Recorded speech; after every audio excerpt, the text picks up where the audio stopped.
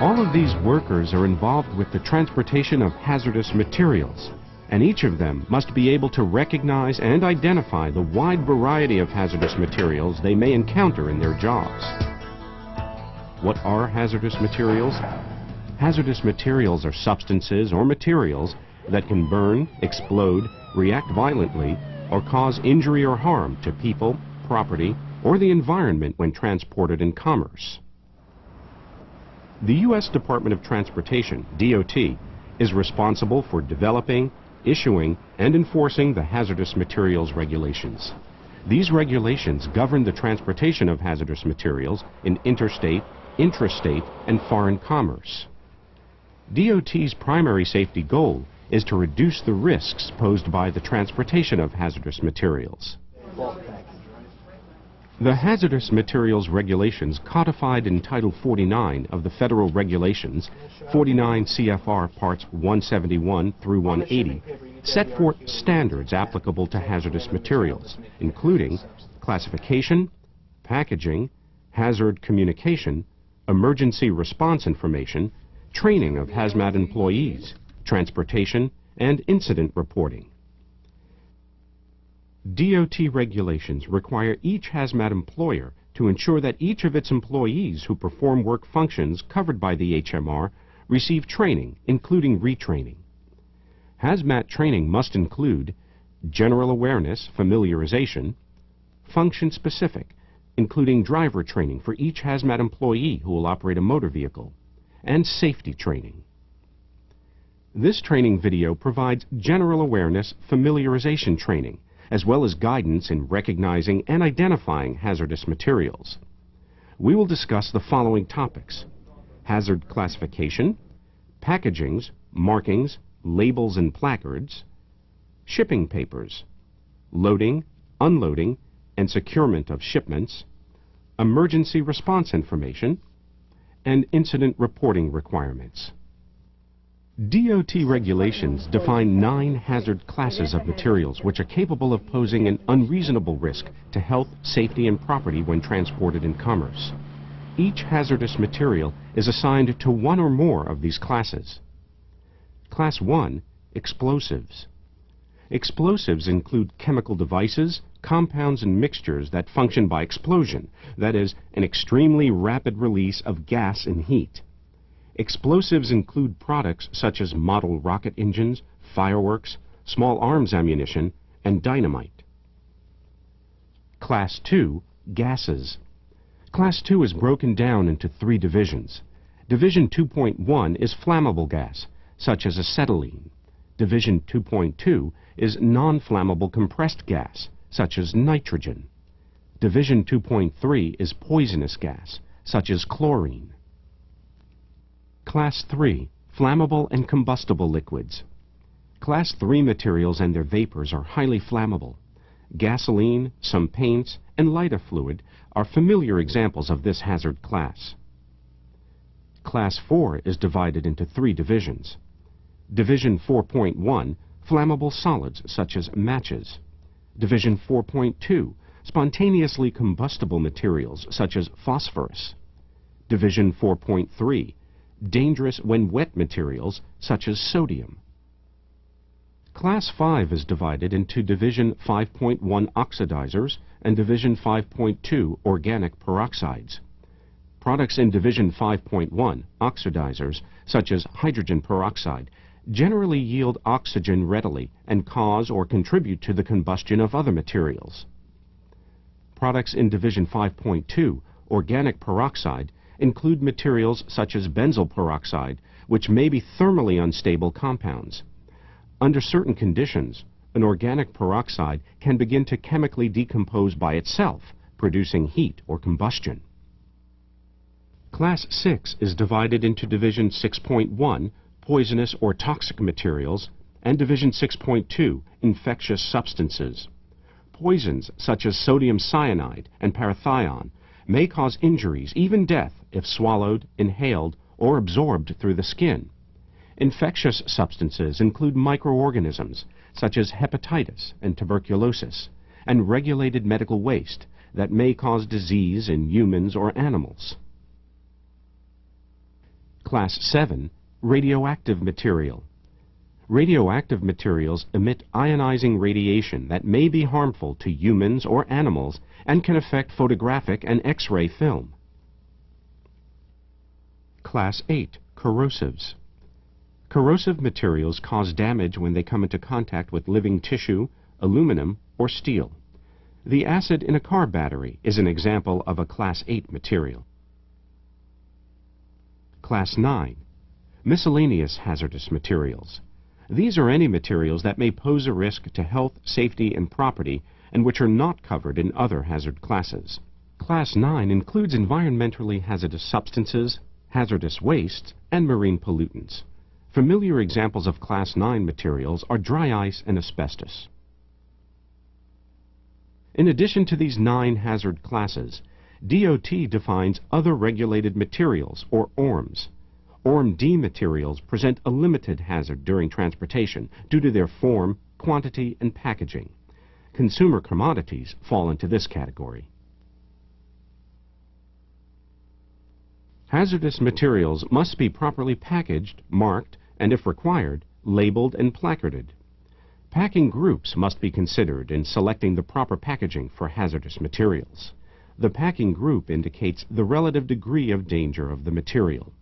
Packing Group 1 represents great danger, Packing Group 2, medium danger, and Packing Group 3, minor danger. Packing groups are not assigned to Class 2, Class 7, or ORM materials.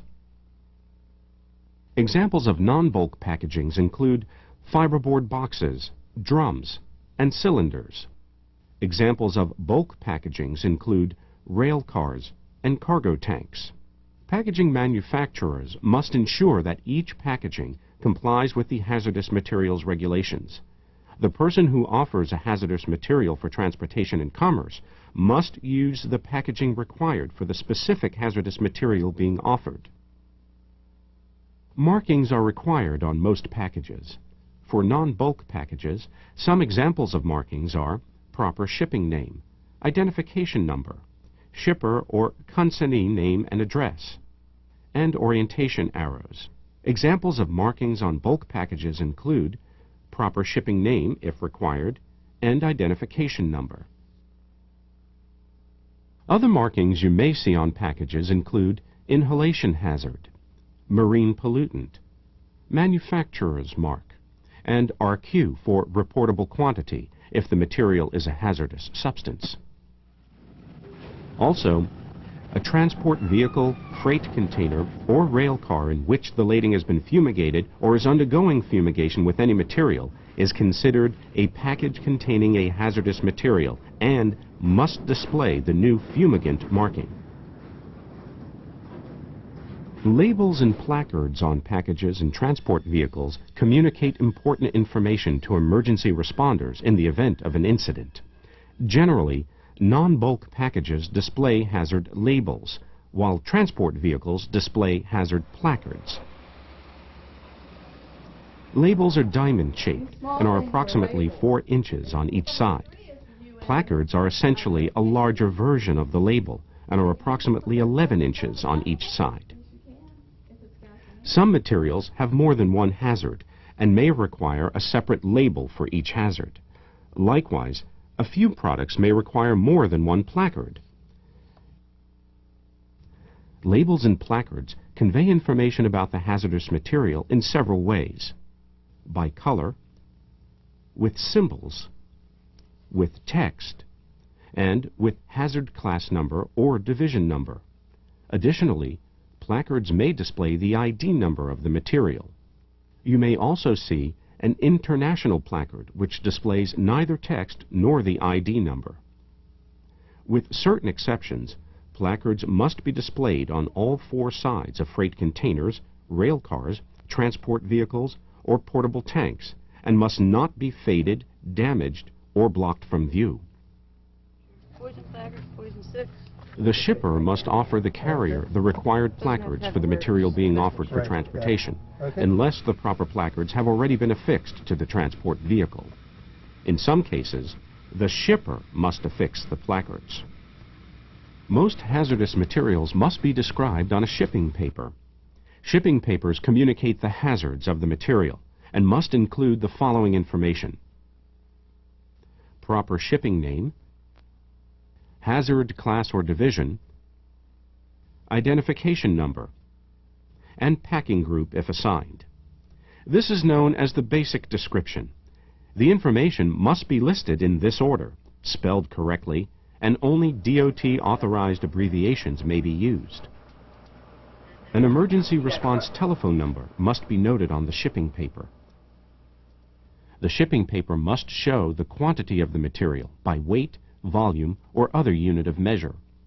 Additional information may be required on the shipping paper. For example, DOT exemption number if the material is being shipped under an exemption, and RQ if applicable. Other additional information which may be required on the shipping paper includes limited quantity, poison inhalation hazard, and zone A, B, C, or D as appropriate, technical name or names of contents, radioactive material, hazardous substance constituents, and residue last contained. Non-regulatory information concerning the material, such as brand or trade name, may be included, but must be listed after the required DOT hazardous material description. If a shipment contains both hazardous and non-hazardous materials, the hazardous material must be entered on the shipping paper in one of the following ways. 1. The hazardous material must be listed first, or 2. It must be printed or highlighted in a contrasting color, or 3. It must be identified by an X or RQ if appropriate in a column headed HM. Complete and accurate information on the shipping paper is critical for effective emergency response. Emergency response information must be available at all times while the hazardous material is in transportation, including storage, loading and unloading incidental to transportation. This emergency response information may be in the form of a guide, such as the North American Emergency Response Guidebook, or other documents, such as a material safety data sheet, that include the required emergency response information. As mentioned previously, an emergency response telephone number must appear on the shipping paper. This number must be monitored at all times while the hazardous material is in transportation, and must be the number of a person who is knowledgeable about the hazards and characteristics of the materials being shipped. This person must be capable of providing incident mitigation information for the hazardous material, or have immediate access to someone with that knowledge. Finally, a signed shipper's certification is required on most shipping papers. The person who signs the shipping paper certifies that the information is complete and accurate, and that the materials have been prepared for transportation in accordance with DOT regulations. Did you just pick a load up? Doing the pesticides again, huh? Proper loading and securement are essential elements in the safe transportation of hazardous materials. Incompatible hazardous materials may not be loaded or stored next to each other. Can't put this on my truck. I got flammable material on here, and this is an oxidizer. Hazardous material shipments must be blocked and braced to prevent movement during transportation. Despite all precautions, accidents do happen.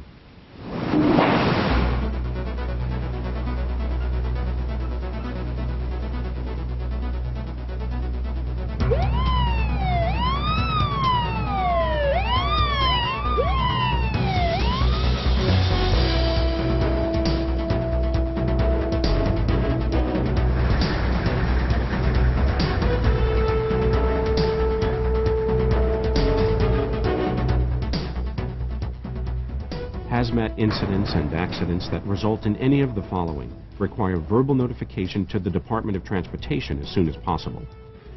Death or injury requiring hospitalization. Damage greater than $50,000. An evacuation of the general public that lasts an hour or more. Shutdown of a major facility or transportation artery for an hour or more. Or change in the operational flight pattern or routine of an aircraft. Report these incidents and accidents to the National Response Center at 1-800-424-8802 and follow up with a written report within 30 days. A written report is also required for any incident involving the release of a hazardous material, regardless of the seriousness of the incident. This video is not all-inclusive. We have not discussed exceptions for materials of trade, agricultural operations, limited quantities, other regulated materials, consumer commodities, material-specific and operational-specific requirements. Remember, you must also complete function-specific training and safety training, as well as driver training if you will be operating a motor vehicle transporting hazardous materials. The responsibilities for hazmat safety are shared by everyone who handles hazmat shipments, from the shipper to the carrier. Training is the best means of preventing hazardous materials incidents, and hazmat safety begins with you.